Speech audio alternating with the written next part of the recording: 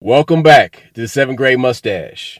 On today's episode, we'll be speaking about city poor and country poor. Before we get down into that, let's go back, way back into time. Because cities and the walls around cities gave people safety and protection from a lot of things.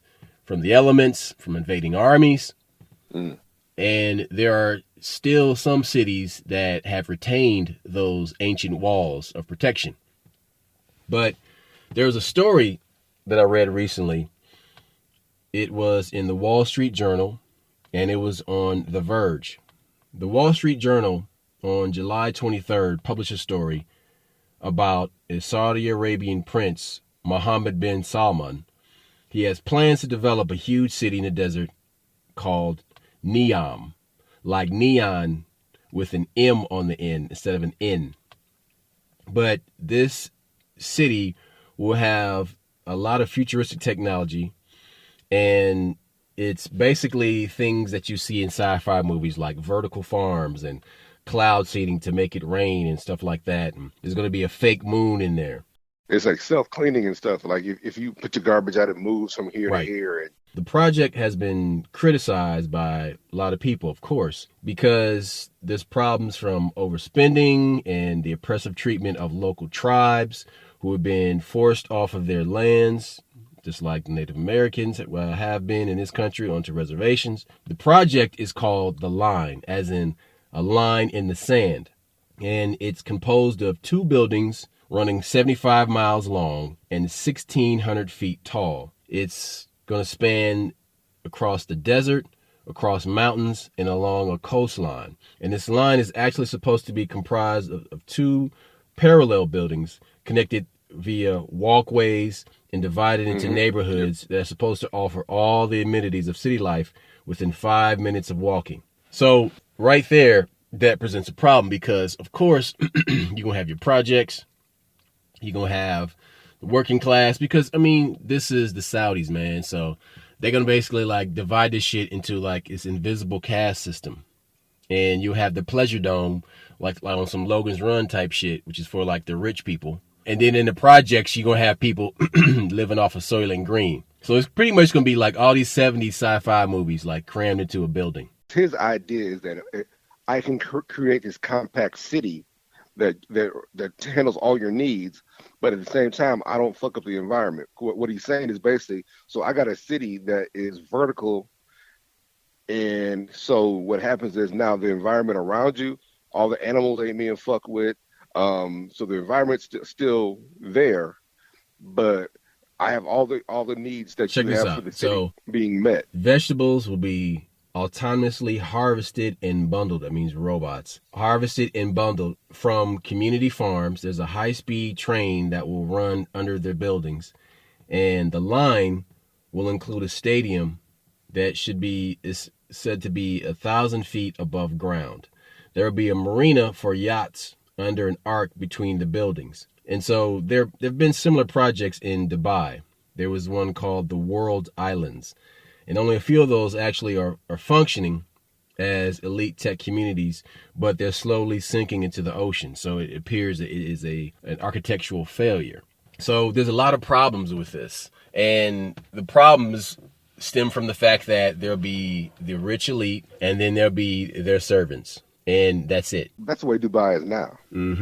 So why would they change that? They're not going to change that just because like some prince, wants to create a new project with some utopian idea. They always paint these things as something nice. Okay, it's something cool. But if you ever met a person and they're pushing Dubai on you, man, you got to go Dubai. You got to go to Dubai. You got to ask that person some hard questions.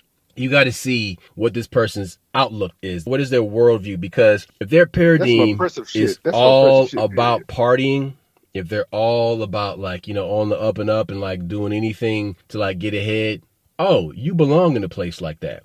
Because you're going to turn your other cheek when it comes to oppression and apartheid situations for people who are not the elite. Look, Roscoe, here's the deal. Dubai is like a huge vacation city, right? It's nothing but luxury. It's nothing but opulence. The rich are way up here, so a normal motherfucker can live rich, right? But how many? I'm gonna just say this shit because it sounds some fucked up shit, so I'll say it. How many of these Instagram models are going to Dubai? A bunch of them. What are they going to Dubai for? Because you're an Instagram model. Let's say that you make $1 million a year. That's a lot. But you going to Dubai. Them niggas in Dubai are worth billions. So what are they going over there for? They're prostitutes, dude. They're going over there for these damn Arab motherfuckers who have a lot of money and they do fucked up shit to these women. Really fucked up shit. Right. And these brothers. But Instagram will not put those stories out there Oh, because big money controls that. And so it's all about creating an image and controlling the narrative. Well, it's not just that. These women, like I said, when I say prostitution, I'm not just talking about sex. Hey, one of my homeboys was messing with this one chick, and she was like, "Yeah, I go to Dubai twice a month." And so he's like, "Oh, she's not going to Dubai once, twice a month. She's being summoned to Dubai." So some rich motherfucker over there was paying for her and her two or three friends. Like and she's basically grabbing two or three different friends. So come to find out, motherfucker was shitting in her mouth, paying her a bunch of money, shit in her mouth, do some fucked up shit to these women and send them back. That's what they're doing. So the point I'm making is that that whole idea that this place is just perfect and it's great. No, they still treat women very poorly. Now, if you're rich, you're a programmer, and they respect you, cool. But if you're just a pretty lady and you're going over right, there, but you got to understand the ideology. These motherfuckers look as the United States in the military as Team America World Police. They see America the same way that they were depicted in the Team America World Police, but on 10. That's the way they see them because they have this childish, mentality, right? Tribal mentality. They feel like if they can get the women of America from this powerful empire and bring them over to their country and shit on them and piss on them and demoralize them, then that puts them above America. That gives them a leg up because, well, look, I can bring your women to my country and I can buy them and use them as my play toys. People think that's a joke. That's ego. That's all ego driven. That's exactly how they see the world. And so these young ladies, I'm sure they want to make money. They're very pretty girls. But the problem with them is they're trying to portray an image too. Okay, but check this out. Everybody's always talking about the girls. A lot of people don't talk about how it's shitty for black Muslims that go over there because the word they use for black Muslims over there is abid, and that means slave in Arabic, right? They still consider you a slave. They correct, still consider correct, because these are the same type of people that were running the slave markets in Libya 3 years ago, 4 years ago, 5 years ago. Still doing right. it. Like, it's funny how America steps in and we find these things to champion, but they haven't championed that yet. And that's some real shit. So you got Africans, you got dark Africans, Muslims, not just Muslims, because Muslims, they're supposed to be enslaving their own people. But because of this Sharia law, you are considered a third-rate citizen, not even a second-class citizen. Because if you're in a car accident with somebody in Dubai and that person is a native of that country and they're in the wrong, actually you're in the wrong. So just by birth. You're in the wrong by birth. It's oppressive, you know what I'm saying? But see, people get caught up in all this fancy, shiny shit. Dude, I can go and I can get all that bullshit here, or if I want to get on a plane and have that fancy-ass feeling, I can go to Paris. You know what I'm saying? Like I go to Paris where like motherfuckers are actually cool. You know what I'm saying? I can go to other places. I go to Europe. I go to fucking Tokyo. I mean, these places in Dubai were built by like Hindu motherfuckers. They bring them people from India or and Africans Pakistan over there. Yeah, they get these motherfuckers. Literally, it's like a holy war taking place. But this is the thing. There's a movie you should watch. It's called Beneath the City Lights, and it's about an African immigrant living and working in Dubai. It's pretty good. It has that skinny Somali dude with the fucked up teeth that was in Captain Phillips. He was a Somali pirate captain. Well, he's in this movie. It's called Beneath the City Lights. What we're trying to tell you people is that there's some fucked up shit going on, and one of the things that people are taking for granted is that this modern day shit is better than the old shit. And a lot of this modern day shit is just new shit. It's scraped over the top. You understand what I'm saying? There's literally they're doing the same thing for centuries. And so when look, I don't like all these white Christian motherfuckers. Don't get me wrong, but when they're warning you about these foreign Muslim motherfuckers and they got an agenda, many times they do have an agenda. Many times it's subtle. And this goes back to something that Roscoe has been talking about, especially when it came to China, when it comes to Arabs, when it comes to these oppressive societies. They'll do the long game. They'll do this. It'll take them 100 or 1,000 years to get their goal, and then they'll get their goal, and you don't realize it was got because it was incremental. Or that, oh yeah, no, we're nice. We got oil. We got what you want, white man. And they play that game like they're inferior. But the whole time, how many times when it came to Osama bin Laden, we know that someone in the Saudi royal family has something to do with it. We know we know this, we know that. We know that it might be 100 people, but like Ali said, one or two of them don't like me. That's enough. And these people have an agenda, and we don't want to address that agenda. Because you can't. Some of these things you can't address directly. People ain't going to admit to it. But all it takes is one or two to take down the towers. All it takes is one or two to fund somebody. All it takes is that. And so this is one of these situations where you got to understand that you're not liked just because you're an American, not because of what you did as an individual, but because the term America is attached to you. Yeah, man, they'll fuck you up, dude. The concept of city walls goes back a long time. But if you go back in early history, you see that the city walls were built as social armor and sometimes protecting a single settlement or an entire region. The biggest example of that is that Great Wall of China. But the construction of city walls goes back 9,000 years to the Neolithic period, thousands of years before the rise of the famously fortified ancient cities like Babylon and Athens. Almost none of these walls seem to have a defensive purpose. Even the famous walls of Jericho, whose destruction is recounted in the Old Testament, but they weren't originally built as a defensive perimeter. Instead, they were to prevent the low-lying city from being flooded by a nearby river during the rainy season. So these walls serve two purposes. One being to protect from invading armies, and then two, to protect from erosion and natural catastrophes. The elements. Mm-hmm. So when you go around and you look at the remaining wall cities that are around the world, you see that in some locations, in many of the locations, they were used to prevent these invading hordes from coming in and taking their shit. So in flatlands, it's easier because they're just riding out. They're just riding out these horses, and the terrain is not giving them any resistance. Yeah, and they just overwhelm you. Well, you can bring 100,000 dudes across a flat desert much easier than you can over mountains. Just ask Hannibal and his elephants. Same thing with the Huns. Genghis Khan, Attila the Hun, all their hordes. Remember, they were good on ponies and shit, and they would overwhelm people. Just thousands of guys on horseback. So yeah, so that wall thing, that's important. The terrain also gives you advantage. Like my brother just said, like if you're in a mountainous area, a hilly area, you're in a valley. When you have a horde attacking you, it's much easier when the terrain favors them.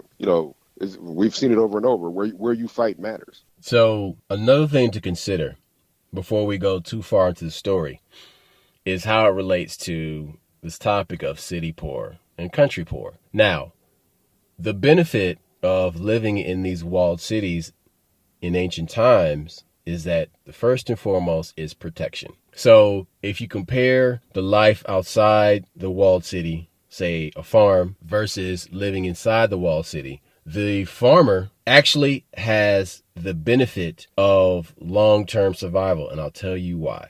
Because the farmer actually can grow his own food. He or she can take care of themselves. They're independent. The farmer gets more exercise than a person in the city does. The farmer knows hiding places in the countryside that he can retreat to. Now, if that same peasant or commoner is in the city town, they are relying on the local government, the king or the ruler, and their army to provide protection. When you're depending on them, then if their army falls, then you lose because you have nowhere to run. You're inside of a box. So this grizzly bear that's climbing inside his house that you're locked in and you can't get out of, that bear is going to climb in there and eat up everybody in the house. So that person, that commoner who lives in that city, is at the disadvantage versus the farmer. Now the farmer, if he is caught off guard, then him and his entire family is massacred. But if he has the benefit of the terrain and he's at a higher elevation, he can see people coming from the valley below up to his area on the side of a mountain where he's growing whatever to survive, then he has ample time to escape or fortify his situation or his surroundings. The advantage of the farmers don't always translate to financial advantage. The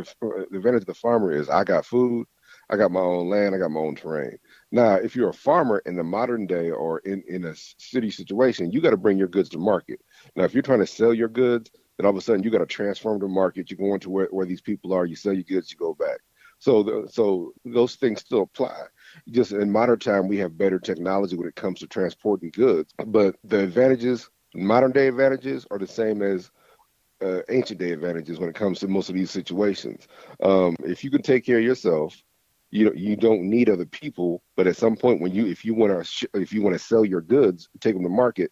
That was always the thing when you look at cowboys. So in the springtime, you got these cattle out here in the middle of nowhere.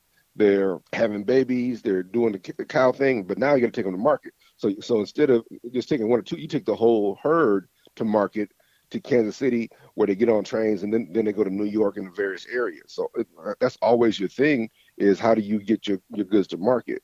But like I said, these advantages ain't changed.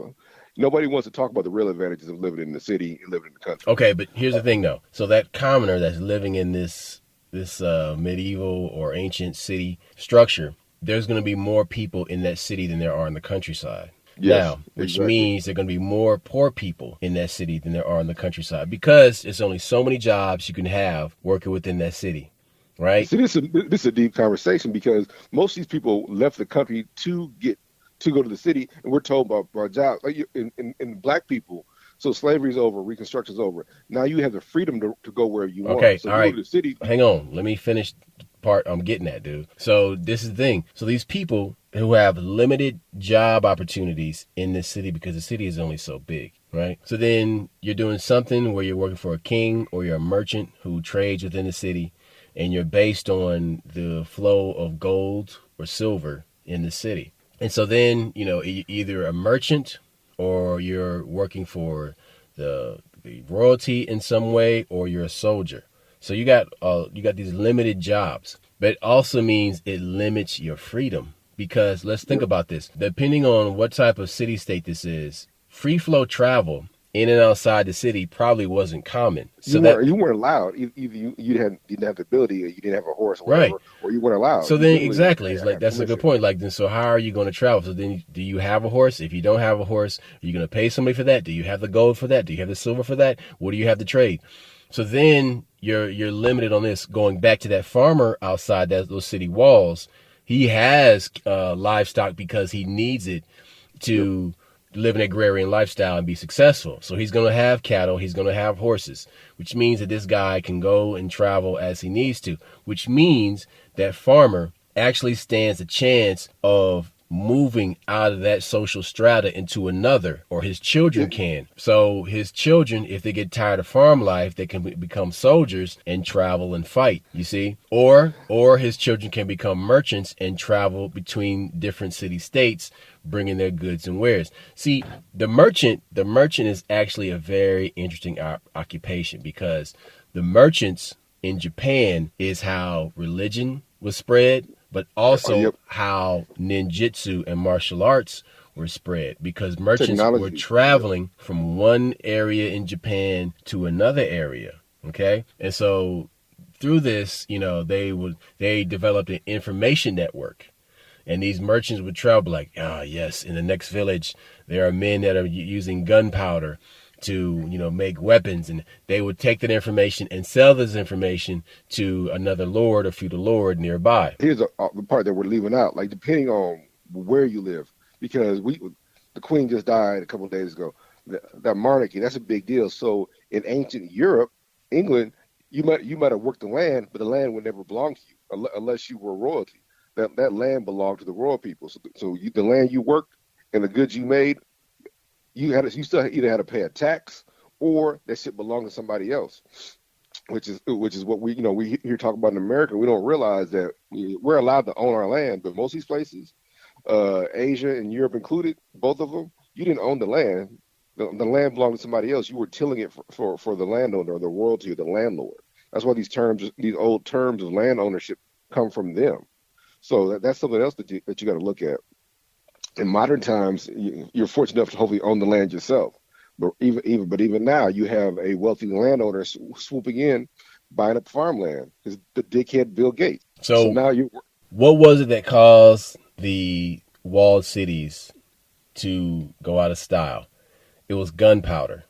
Because the invention of gunpowder means I can take my soldiers further away from the city and blast the shit out of people to keep them away from my land. And so basically, this the whole walls like didn't help. stay off my property or I'm going to shoot you, this mentality is actually very, very old. So with the first gunpowder reaching Europe and reaching other parts of the world, people had these cannons. And so they could fire these cannons to keep people at a distance. So that once, like, you could, like, shoot these mortars, like, 30 yards or, like, 2 football fields ahead of you, you're basically creating this perimeter of basically explosions to keep people from advancing on your position, thus Or protecting the city. I could blow up your walls too. The invention of gunpowder gave me the ability of Well, moving but armies that's around the where city. the intelligence comes in. So then, like, I can basically learn about my enemy advancing on my position before I do, and then I can just like get my cannons out and blast the shit out of them and keep them back. But some of these cultures preserve their fortified city walls, and there's a few in Africa. There's Harar in eastern Ethiopia.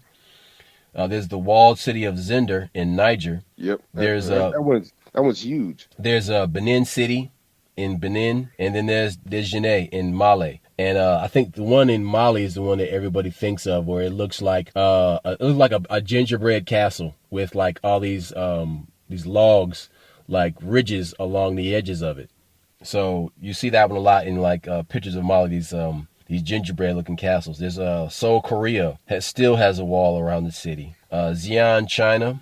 Carcassonne in France, and Avila in Spain, and Dubrovnik in Croatia. The good thing about these walled cities is that it's good for tourism. And then the second thing is that if civilization falls, mankind can retreat into these old walled cities to protect themselves. Think about this. In a Walking Dead scenario situation, what the French would do in Carcassonne, France, is bring everybody into this wall and close the doors because there's 52 towers around that city. So then all they would have to do is bring their guns and explosives and cannons, mount them in the towers and flamethrowers, and burn the shit out of anybody who attempts to advance. So keeping that part of their legacy alive actually future-proofs their civilization. Look, the way this conversation started, we were talking about city poor and country poor, and one of the things that like city poor, I think that people don't acknowledge is that sometimes you don't realize how poor you are in the city because you're in the city. You're in a city where you're partying and kick it. You could be dirt broke. You don't own where you stay. Don't even have a vehicle. But because you have this social life, it gives you the impression that you're more than what you are. Country poor is you're poor, but you don't need as much. But you don't realize you know exactly how poor you are in the country. Kind of like, okay, I know I'm broke. I'm living in this little house. I'm whatever, but I don't have the social life to make me feel better. So if I want to feel better, I got to get up and get out and get something. I got to go either hunting. I got to go fishing. I got to go till the land. I got to, there's a dance 8 miles away. Let me go to the dance where there's pussy at. Like it's a different vibe. I just don't think that sometimes when you come to city poor, they honestly don't know how broke they are. There's still this arrogance from L.A., Chicago, and New York that even though this motherfucker his family has been 5 generations in the projects, but I'm from New York. There's some arrogance attached to that. No. Poor people in the city, they will focus on material gain, but in incremental chunks, right? So that it appears that you're wealthy because you have a Rolex, because you got $200 tennis shoes on, because you got designer clothes on. But you can walk around with all that, and you can walk your ass back to the projects and go to sleep there, stacked like mice on top of each other. So, but this is the thing. Just like that long city in Dubai that they're bragging Correct. about. So these people in the city, they can have the idea of gold, but they don't really know the value of gold because there is the problem of scarcity. And so you're focused on, I got to get all this stuff into my little squirrel hole so I can have enough to survive the winter. And you go and you get all this stuff and you stuff it away. But all that is based on how long it'll last you and the quality of life you're going to live.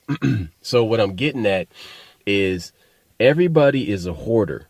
Everybody hoards, but it all comes down to the quality of your cash, of your stash, of what it is you're putting in that treasure chest. Because billionaires, they hoard. Poorest people in the world, they hoard. But what you're saying is poor people are imitating rich people. They're not even being rich. They're just imitating. Listen, the thing is that everybody's a prepper, okay? Everybody's a prepper. You got billionaire preppers and you got project preppers. You know what I'm saying? The project prepper is be like, look, man, I got to get some weed to smoke. I got to get me some drink. I got to get some food stamps. I got to get some Pampers for the baby. But that's a very small, short-term, short vision view of assets, right? But all you got to do is extrapolate that up, because the more money you get, the more access you have, the more latitude you have in your thinking, because the battle isn't just in front of you now. The battle has gone from a couple days. Now it's gone weeks ahead. Now it's looking a month ahead. Now it's looking a year ahead. Now it's looking 5 years ahead and 10 years ahead, because the more money that you have, the farther ahead you look, and the more you can plan, because the more freedom you have to financially plan out your destiny and that of your forebears. City poor, I can get food. I can get a couple things. I don't have to work as hard. One of the things that city poor is, again, nobody wants to admit this, but living in the city, hopefully access to sex is easier. Different sexual partners, anyway, will be easier because you have more people around. When you're rural poor, like, it's sexual partners, but you got to go farther to get to them. This is the problem. The country poor dating is rough.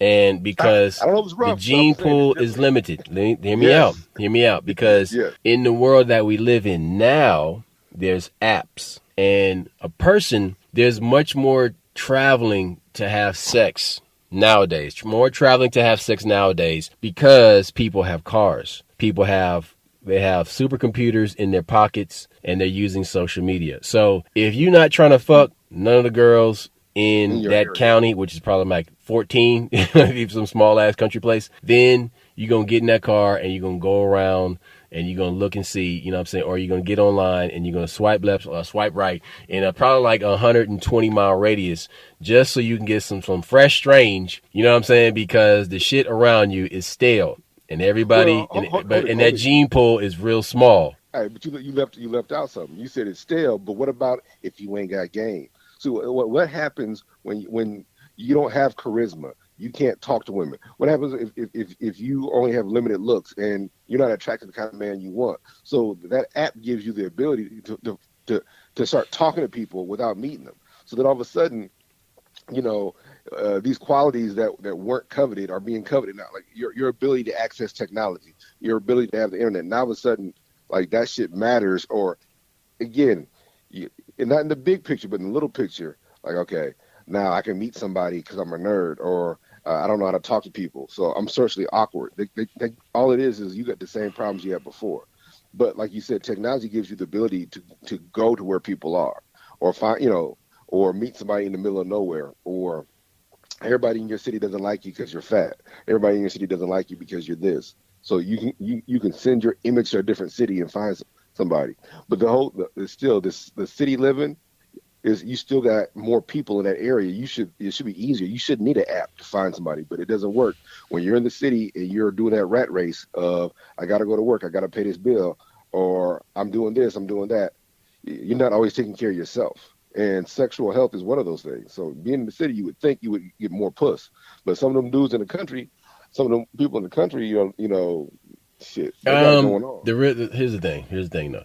But you have greater chances of sex in the city than you do in the country. You're supposed to. That's what I'm saying. But do you really? Because motherfuckers Yeah, I mean, are I'm talking, no, appropriating. no. Listen, I'm not talking about these awkward motherfuckers that are like the subject of some Judd Apatow movie. I'm not talking about this bullshit. I'm talking about people that know how to go out and get it. Okay, I'm talking about hunters and gatherers, male and female, that know how to hunt and gather some sex. Okay, and those people got better chances. Dude, I'll give you a perfect example. Universities. Okay, Yep. universities, like universities are small cities. They're small cities, dude, straight up, because they It's a can microcosm. That's what it is. they can be like in a town, but on that college campus, that's a small city that's actually almost self-sufficient because they'll have their own security. They have a way to feed the people there. They have running water. They have places to sleep. They have ways to educate themselves. They have Yep. entertainment. Brought So in. these are actually self-contained cities, right?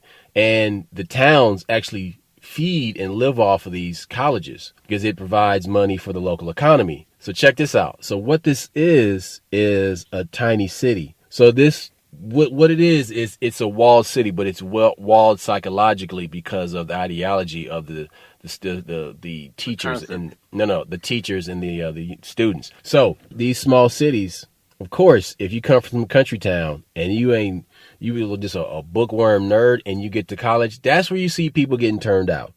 That's where you see people doing all this crazy shit, quote unquote, experimenting and doing all the weird, Drugs, sex, all of it, rock and roll. all of it, like crime, everything.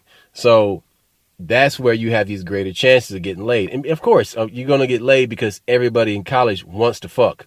You know what I'm saying? Unless there's something wrong. But, dude, 90% of people at college are fucking at some point.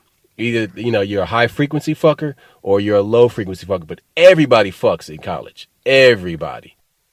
You just gotta find somebody who feels the same way about you, That's or it. somebody That's all who it you're takes. Just comfortable find your enough to people. say some Find shit. your Yeah, people and find your niche. yep, and you're gonna get you some. Because your body is running at such a higher level at that point that, you know what I'm saying? Or it's like, yo, gotta get me some, which means dudes and women, those standards will fall and you'll be like, yo, I just gotta get some. You know what I'm saying? Look, why do you think people are partying so much in college? Like, look, some of it is, yeah, I'm working my ass off. But I gotta they're high go. energy. They gotta Yeah, burn off some steam. not just burn off steam. Is the fact that that's also where sex happens. You got a party. You might be socially awkward, but your chances of getting some is like because everybody's there for the same Yeah, reason. but dudes go to a college party not because they like the music. They go because they're looking for hoes. Looking for girls, women, bitches, yeah, for sure.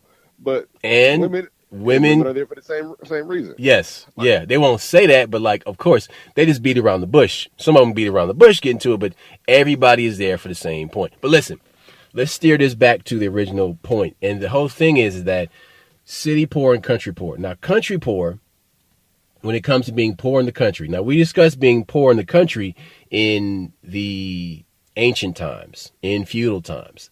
But country modern poor time. in from the 1900s until now. Okay, so once people got cars, they could drive around, and farmers had trucks, and they could like take their goods to the market. They could sell it. Now, farmers, if it's a successful farm, it's actually a lucrative lifestyle. Now, it's not glamorous at all, but it's lucrative because you can sell livestock. You can sell the goods you produce in that farm, and you're running a business because them trucks are like $50,000, man. Yeah, it's a corporation. And Having a and farm is a and then corporation. and then you got all of like the heavy equipment on the farm that you're using. You got to buy that shit costs bread. So check this But the out. worst case scenario that we're talking about. What about sharecropping? But What listen, about like listen. Hang on. So what I'm saying is that there's this city poor where this farm is very wealthy and productive. And then you got the poor people that work on that farm who live in trailer parks. Now, check this out. People talk about, oh, I will never live in the projects. Motherfucker, you come from the damn trailer park. What the fuck are you talking about? It's no different. It's just more spread out. Now, living in a trailer park, you have a little more space, but it's essentially projects in the country. So the reason why that is because what happens over time? You might move in there and it's people who've been there for a long ass time and they're low class, right? So they're playing their music loud at 8 a.m. on Sunday morning when motherfuckers are trying to sleep or decent people are going to church, right? Or this motherfucker just want to sit at home, get blasted, and turn the music up loud on Sunday morning and shit. You don't do that. But trashy people do that. So, and then what happens is you have this clash of ideologies, decent people versus trashy people. And then if violence doesn't happen, if violence does or does not happen, either way, the authorities get involved. And now the sheriff is sending his deputies out there all the time, and it's a fucking thing.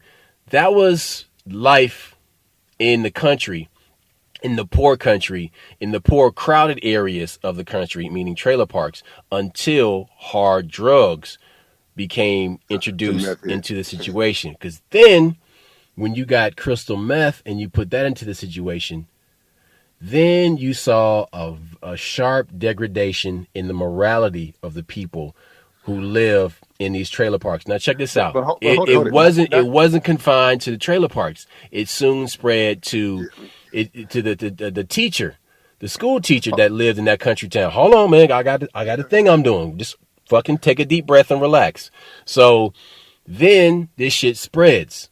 It spreads, and everybody at some point either knows somebody that's using meth, or they're selling meth, or they've been arrested for meth.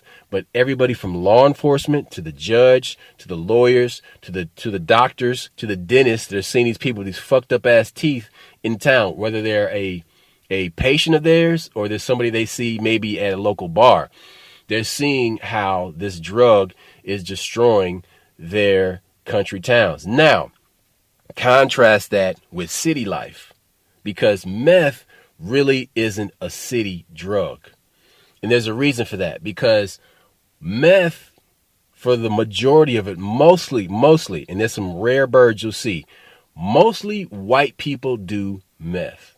And so when you're in a black city like Atlanta, or you're in a black city like Memphis, or you're in a black city like Selma or Mobile, Alabama, when you go to these black cities, you don't see black people doing meth. Okay, you might see the degenerates of the black culture in those cities doing drugs like cocaine, crack cocaine, or they're on pills, or they're drinking some lean, which is played out and old.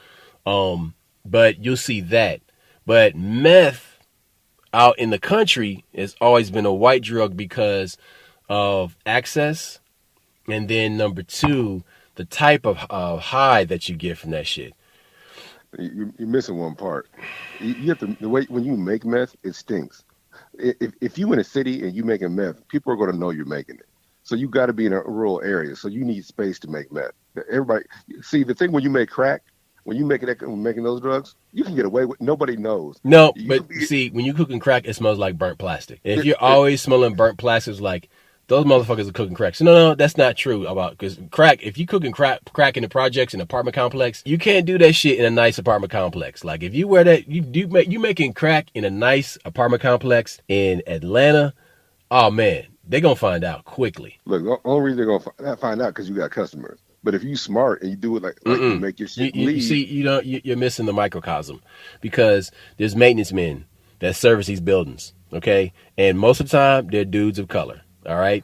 And these guys go around like, I'm going to lease an office. Hey, them people just moved in 1712? You know they cooking crack down there, right?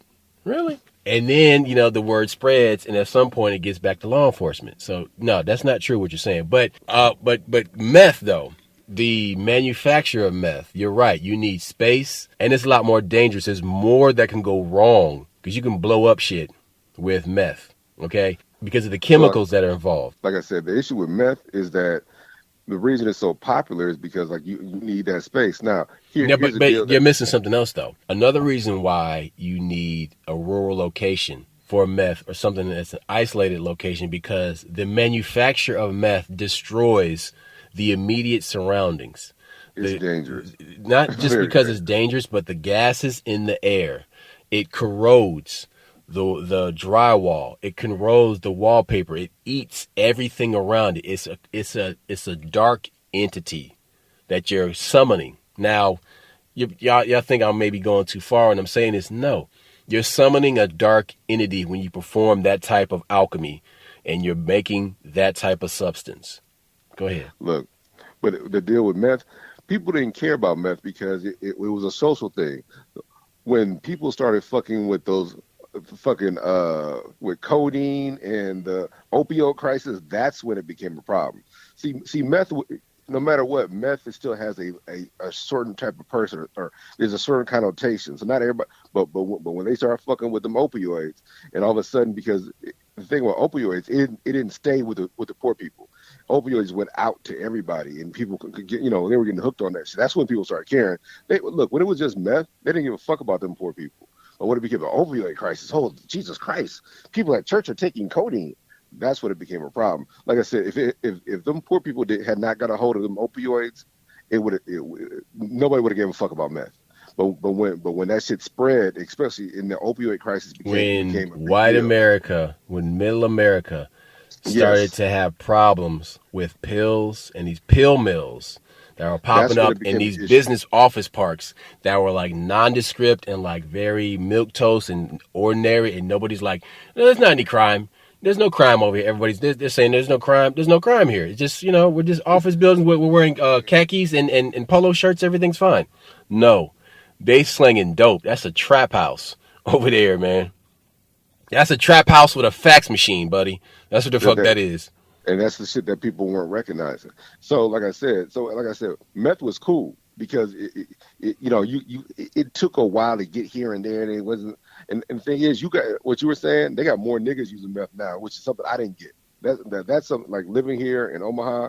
Like I had people warn me. I'm like, yeah, what are you talking about? But now they're like, no, like, But hey, but Roscoe, but you here's the need to thing play though. this. But here's the thing though. Those are black people that hang with white people No, because it. no, No, no, no, no, no, no, not. no, no. Stop that. What happened is that it took a black person that was hanging out with white people to go and get that meth and buy that meth. It is not some Tuskegee graduate with a degree in chemistry that was like, I'm gonna make some meth and I'm gonna sell it in the hood. That's not how it happened. They went to a white motherfucker that was dealing that shit like, how much? Let me get some of that. Look, I'm gonna tell you like this. I ain't think black people use the shit. You got black people using this shit, and I'm not talking about just the abstract black folks. You got, and the thing is, for me, I couldn't. One, I'm not even a drug person. So when you told me that, I'm thinking like, okay, he must live around white people. No, it's a thing now. You got niggas using meth. It's becoming a thing, But which I never how would have did believed. it get there? It got there because some Negro went to a white motherfucker was like, hey, the same way crack cocaine motherfucker got to the black community. We didn't bring that shit there. We didn't bring cocaine. We invented crack, but we didn't bring cocaine. Cocaine came, and then we do what we do. We make it ours. But I digress. This is my point. So poor, like rural, being farm city, rural poor it's the same. Look, all the shit we just described when it comes to being poor is that there's always a factory waiting for your ass. If you're in the middle of nowhere, the factory is going to be a farm, or the factory is going to be one of these small manufacturers. But it's the same thing. If you're in the city, all you do is, what my brother told you, you just stack on top of each other with the exact same problems. The thing is, we tend to brag about being from a city. Like, oh, I'm from LA. It doesn't matter if you're being shit on though, but you're from LA, and then people have the audacity to want to run to Dubai. It's the exact same thing. These factories are everywhere. The idea is that as an individual, you need to protect yourself and insulate yourself from some of this shit. Don't get me wrong. That when you're in an area full of people, there's going to be some good times. There's going to be some pussy here. There's going to be some money there. There's going to be this. But the fact that you're supposed to be trying to get out the rat race, you should be striving to get your own factory, your own land, your own whatever. But sometimes when you live in a city, like my brother said, these people have been in the projects for 3 or 4 generations. They're bragging about that This shit. is why I return to the merchant and why the merchant is actually a good occupation because the merchant is actually financially independent. And he's They mobile. He or she are they mobile too. move from one place to the other and they're gathering information and they have perspective. So they also have knowledge. right? And they have this experience of traveling from one place to the other so they can see how life is being affected by the same thing in different places. So the merchant is actually an enviable position, like Position. Yep. because because a merchant, the children of merchants will actually be better educated than the children of other people. This is why the reason why I get at this is because the conversation between a merchant and his kids will be based on what the merchant sees on his travels. And if this is a wise person, Real this education. merchant will be like, look, what you're learning in the books is fine, but this is the real world out here. And let me show you what I see. Come with me on one of my trips, and I'm gonna show you the ways of the world and what goes on out here, what you got to watch out for. So one of the things that I'm always thinking about is how people in the city are much more it's easier to manipulate people in the city. Yes. Okay, because if you look at the pandemic and how people that were in cities were at higher risks, people in the country were less concerned about it. So in my travels during the pandemic and after, the type of people that I would come across while working, people in the city were way more apprehensive. The people in the countryside were way more relaxed because it makes me think of this Bill Hicks joke where he's like, CNN is always pushing all this fear on you. Like, they're like, you turn on CNN, it's like war, famine, AIDS, war, Ah. famine, AIDS. He said, and you look out the window, there's crickets, right? And then you turn back on TV, war, famine, AIDS. He's like, just go outside, man. Just go outside Just and chill. chill out. But, Because people in cities are jacked up on high anxiety. And but hold and on. and Just, see, just to okay, be but this chill. this takes Just us in just to be another chill. direction because if you look at the people who live or the lifespan of people who live outside of cities that are poor, okay, versus people who are poor and live in cities, what's going on here? Because look, I bet you that the people, whether they're meat eaters or not, that live outside the city, Less they're getting stress. sunshine, they're eating fresh food, right? Whether it's produce or the flesh of animals, okay, or the nuts from trees and shit. You know what I'm saying? Like these Look. people, That hold peer on, pressure is some real shit, though. these people have access to natural food, okay, and they're not stressed about, oh no, I didn't get all these likes and No, I'm an influencer and I got to get this you going saying on and you this saying and some that. shit, This, but I was, but hold on, but I'm talking about the longevity of yeah. poor people versus a city person because a poor person in the city, let's what are you doing when you're not working? You chilling. And Look, people in the country chill hard. Cause hold up, dog, hold up. Because in the country, man, we got a swimming hole out here, dog. Let's go swimming. Go get a watermelon. it's Look, so let's go it's some G fishing. shit. Let's go Look, fishing. look, You know what look. I'm saying? Hey, Motherfuckers that in the peer country, pressure in the city motherfuckers is in the real. city, what you gonna do? You gonna go to the Look, bar, you gonna have a drink, you might go bowling, you gonna smoke some weed, you gonna go to the UFC fight, you know what I'm saying? You gonna go to a cookout, get together. but all those are groups. Look. People in groups are dumber than a mob mentality. People are dumber in Hey, groups than but they check are as this out though. individuals. Everything I said, I can do it by myself in the city or in the I'm country. telling it, But being an individual makes you my point smarter. to you and Makes you to smarter. the audience is that I'm way more chill in the country by myself. Look, like I said, people don't understand that mob mentality. Or people are literally smarter as an individual than we are in groups. In the city, everywhere you go is a group. So that peer pressure thing, when you talked about the COVID or you talk about anything, that peer pressure thing takes over where like me and you had a conversation off air about going to Hollywood.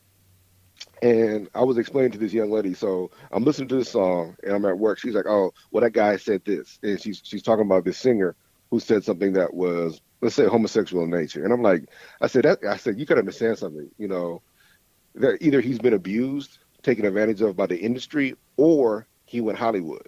And she said, what do you mean by going to Hollywood? So, say for instance, stuff that goes on in the Midwest doesn't always go on in places like Hollywood. So you're in Hollywood partying and you would never do drugs. But if you go to a party and 19 people are doing drugs out of 30, you might mess around and partake in that shit because, oh man, like that peer pressure hits you. But then that activity don't go on in Cleveland. That, and I'm just using drugs as an example. This was a talk about sex, of course. So what happens is, like, so if you go a place where everybody's doing something, you'll fuck around and partake in that shit. And that's that mob mentality. That is literally you being dumber because you're in a group of people. That's literally you behaving differently because you're around a lot of people. And oh, I'm in Hollywood. This is what everybody's doing. Now you go back. Now you go back to Kansas City. Them motherfuckers ain't doing that shit. And you're like, wait a minute. I literally sold out, and you don't even realize you sell out. So that city mentality can fuck with you. At least in the country, your individuality is still a big part of your identity. So many of these people brag about being from New York, brag about being from Chicago, because they're bragging about the worst part of that shit. Then they're not talking about the food; they're talking about the low life shit. So, like I said, you're much smarter as an individual, and when you're in a rural area, the chances of you being an individual and still knowing yourself and having contact with your own shit, that's some shit that you got to look at. But yeah, like all this drug stuff, it was brought in from the city. The worst part of the city is being used, and people are making money on that shit. So, like I said, if you're an individual, don't be afraid of your individuality. Don't try to sell that shit out just because you want some likes. My brother been telling you about these apps and all that shit. Yeah, that's that melatonin, that dopamine, that dope. Nah, man, let that shit ride, nigga. Because TikTok is fucking with y'all. All that shit is a hustle. Don't fall for it. But here's another thing. Being poor in the city, what blocks your access to Mm. happiness Opportunity and money and shit. is money. And so in the country, really, you can have a lot more fun without spending any money. Now you might have to pay for bait, which you can go out in the woods and dig up some some fucking worms yourself. But Yourself. try finding some fucking worms in the city. Hey man, I hold think on. I think Listen to me. I live in a city of 7.5 million people. Do you know how hard it is to find worms here, man?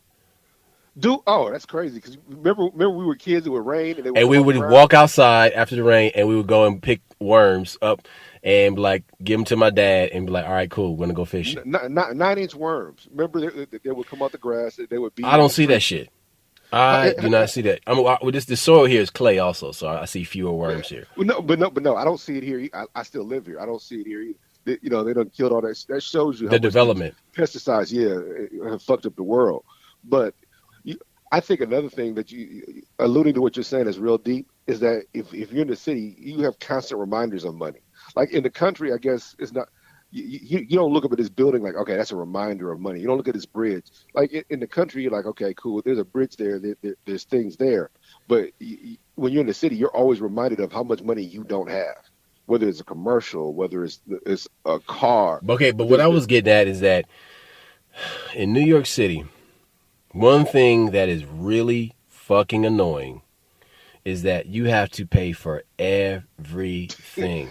The only parking thing that you are not paying for, and I swear to God, is air in New York City. Now, and now be patient. you They'll are to a charge you. certain degree because if you don't want to smell piss and shit from the horses, well, you can't go near certain parts of Central Park. Okay, so there's probably people who don't buy the condos that are right there where the horses park their buggies. So look, this is what I'm saying. Air is the only thing you're not paying for in New York City. If you walk down the street in New York City, Manhattan, you're paying for everything.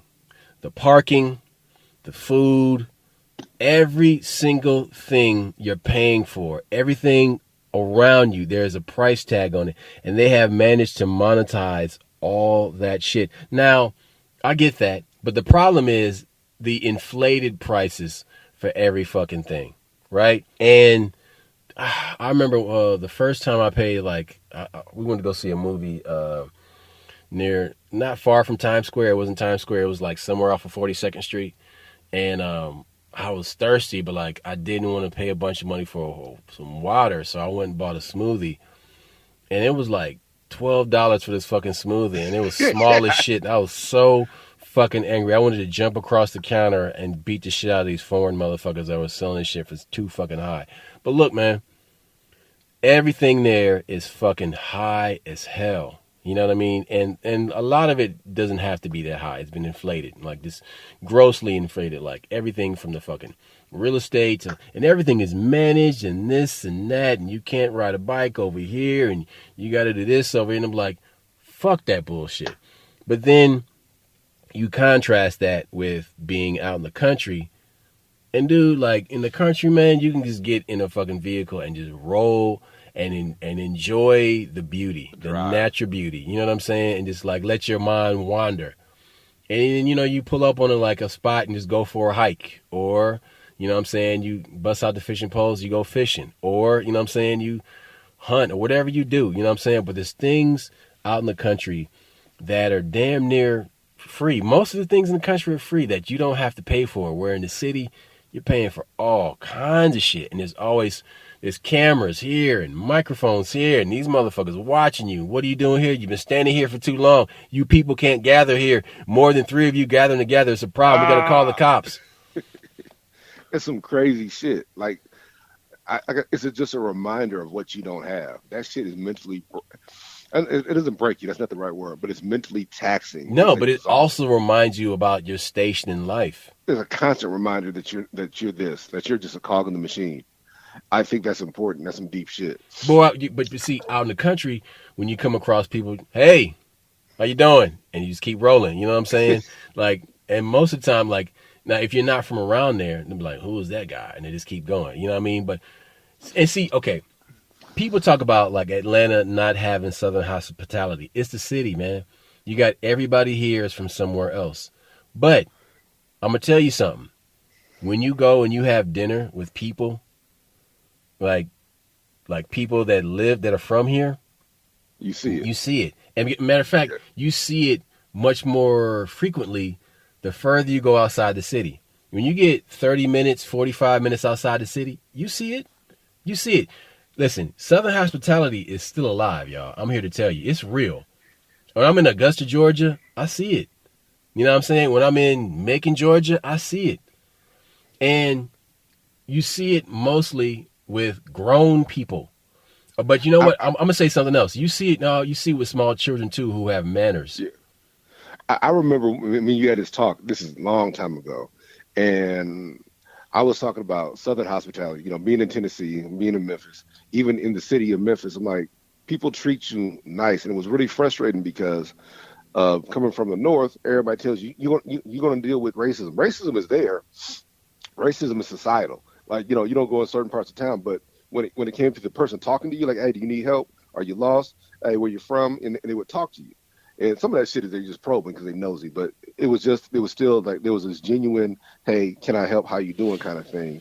And I'm like, I get it. I know there's racism out here, but I was like, growing up where we grew up, we dealt with more racism up north than I think we did. Let me ask you a question though.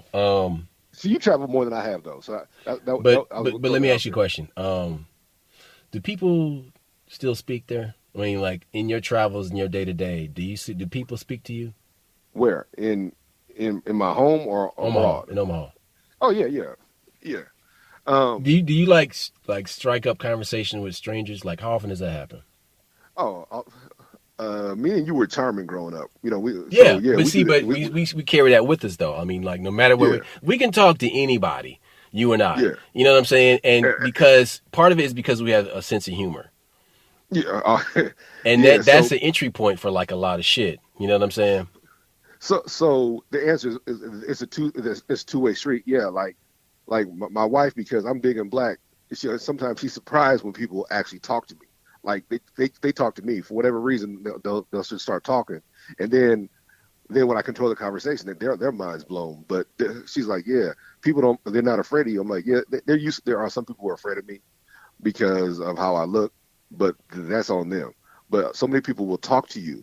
And they're like, oh, yeah, you said you knew about this. Or, yeah. So, yeah, people strike up conversations here. But I'm telling you, But hold on. But here's my question though: is this with adults? I'm not saying hey, you want some candy, little kid, but like, yeah, the do creeper man, it's younger people. I mean, do younger people say hello to you? You know what? The younger people don't speak as much as they used to. They I, don't. that has whether that's how they're raised or whether that's It's social. social media. I was going whether it's social media where so much of that is based on their comfort. They're not comfortable. They're more comfortable when they're protected, But or see, but they're more then you come comfortable. across a little kid that it was raised by good people, and they have manners, and it's refreshing. It's like, oh, you got good parents. It Yeah, it always you like you blows me away. It's like but it's like, okay, but you was but raised by that's good the deep people. that's deep because I keep telling you, me and you've had this conversation, is that so many of these people are not raising their kids. They're just providing for them. They're giving them clothes, food, and a TV, and they walk off. Or clothes, food, and a cell phone, and they walk off. That's Mm-hmm. not raising your kid. That's providing. You got to raise them. What means is that you teach them how to act in social situations. You teach them what they're going to encounter in life. You warn them and you prepare them for life. That's a whole different vibe, my nigga. That's a Mm-hmm. whole different thing. And the reason it's so hard for these people to do nowadays is because you can't give what you don't have. Some of these motherfuckers wasn't raised themselves, so they can't give that shit. People are big to say that I'm never gonna do what my parents did, not realizing their parents taught you, and that the reason that you have what you have now is because somebody taught you something, and that's some deep shit right there, my nigga. Because you like what you're saying is people do act different. Hey man, I told you about this young blood. I was getting my oil changed, and I started talking to this young black guy, and then when I hit him with the behold a pale horse, and I was, how do you know about this? And I'm like, See, yeah, bro. okay, but I find myself in situations like that all the time with like younger people, and it's cool. You know what I'm saying? Because I see like the younger people that want to learn some shit. I'm like, cool, check this out. I got It something drives for you you. crazy because they literally want more. They want that knowledge. Here's the problem. Knowledge is fashion. We don't you don't want knowledge because it's fashionable. You want knowledge because this is going to open your mind and take you to the next level. And so many times that these people get a hold of of little bit of shit. And okay, so like, hey, just so y'all know, me and Roscoe be having deep conversations off the air. Y'all just need to know this shit. And one of the things that comes up are we hear us talk about Hebrew Israelites or this religion shit. And the point being is the reason it's so easy for these people to get pimped because the first thing a pimp does is blow your mind with the truth. They hit you with a big truth, and they lie behind it. So when you got these motherfuckers, oh, Jesus is black, and this is this, and so that's true. That's the first thing they hit you with. Something that you've been told your Right, entire life is but just see, here's the thing though. Like, okay, that's when I get into the sparring sessions. You know what I'm saying? It's like, all right, cool. I'm like, because I'm like, all right, man, you can swim. All right, cool. Let's swim. We about to deep in, swim the nigga. English Channel. Let's go. We going deep, And sir. so Mariana then, Trench, because I nigga. Come mean, on. no. What they do is they throw that dollar store conspiracy shit at you. I'm like, okay, that's cool. But I break it all the way down. I was like, listen, that's some pedestrian shit, but let's get on some real shit, okay?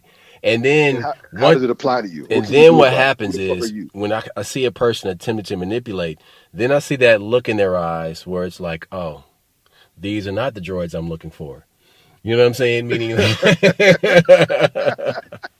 Jedi mind trick. yes. But okay. But like I said, so I ran into this. Like I said, it's been like 4 years ago. This is before COVID or during COVID. I'm getting the oil change. So I'm talking to this young brother, and it's a black kid. He's just getting this, and he says, so I'm like, look, have you read this book? And he started hitting me with all this shit. Like, yeah, check out this book. Check out this.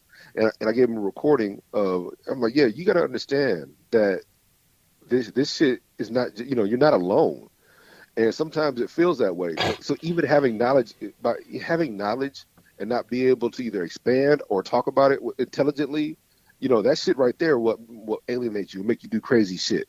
I remember the first time one of my homegirls read Behold Pale Horse. She's a sophomore in college. She cried for like hours. Like, how do you? I'm like, no, yeah, because she's like, how do you live knowing this? I'm like, okay, I said, one, I learned it in high school, which is like 10 years ago. Two, is that being black, we were already oppressed. So this just lets me know how to get around the oppression or what to do with it or things like that. This is just it, all the things that you thought were going on are. This just gives you proof. So what you do is you use it to your advantage. And second, you make your life better. and you make other people's lives better by introducing them to the reality. At least letting them know. You know, you ain't got to run the door. Behold a pale horse. No, you ain't going door to door selling the shit. But what you're doing is like, oh wow, my mind's open. What else can I learn? What else could be fucked up? What else is going on? But having those conversations, like you said, when you meet somebody that is on that, or they're learning about that, or you explain to them like, hey sis, you don't even realize how powerful you are. And you explain that shit to them, and you that's what you're here for. Yep. Enlighten people. Yep. And there it is. City poor, country poor. Look, that's all I got. We out. Peace. Holla back.